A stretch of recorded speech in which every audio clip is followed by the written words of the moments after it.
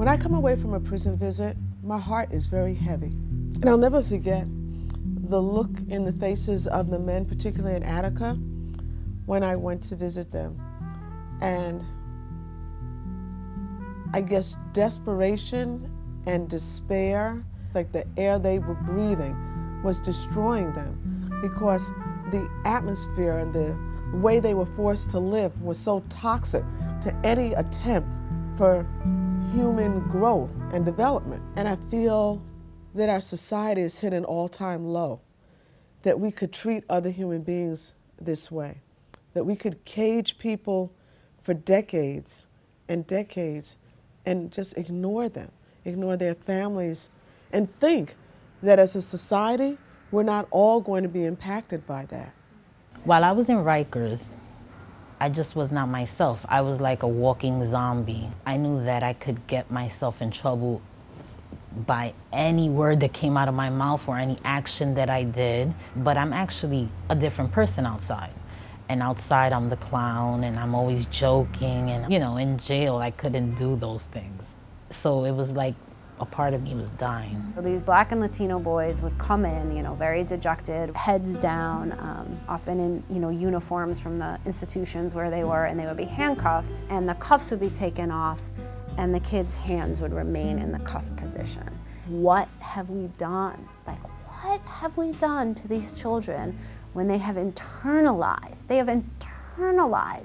handcuffing themselves? That's really a blemish on the society as a whole, the fact that we don't really exercise what we say we believe in, which is redemption.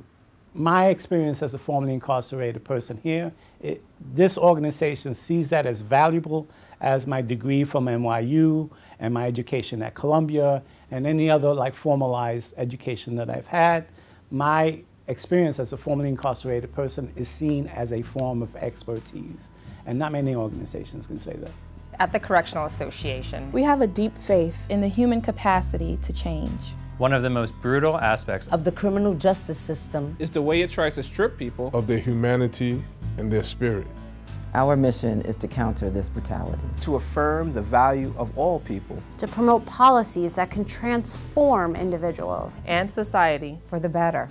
I love connecting with the young people and seeing them meet themselves. They come to the program to meet other people and to learn things, but they learn about themselves and they get to meet the real them that they can be. We went up for a lobby day and we went up with a team. It was mainly formerly incarcerated moms, and there was this one team that was sitting with one of the 4 senators, and he came into that meeting thinking, these are bad mothers. Mothers who go to prison are bad mothers. And the formerly incarcerated moms who were in that meeting talked to him about how they were fighting for their kids, how some of them had regained custody of their kids, and how others of them had actually lost custody but didn't want anybody else to have their parental rights terminated. He, by the end of that meeting, was willing to vote for that legislation, and in fact, he cast one of the deciding votes in making that bill law. The women who participate in the Reconnect program, they want to make a change so that another woman doesn't have to walk the road that they've walked.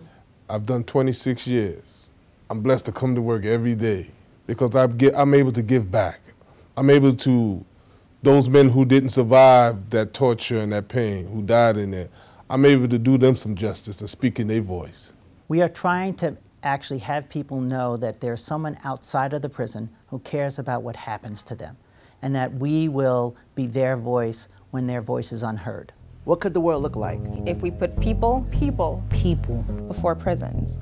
I think we have to create a world where prisons are obsolete and where communities have the capacity to nurture themselves, to be actual communities. If all the women's prisons closed and we started actually treating women and families and communities as with humanity and with opportunity and resources that they need to be healthy and whole and productive, I would jump for joy. What I really strive for at the core of my being is that when prisons, or at least prisons as we know them, are a thing of the past, that there is no more Attica, no more Clinton, no more dehumanizing process where we take people and all we do is punish them. Mass incarceration devastates our families and our communities. A criminal justice system that degrades and demeans certain members of our society. Degrades and demeans all of us. We advocate for a justice system that can hold a person accountable for a crime, yet not condemn an entire life based on one act.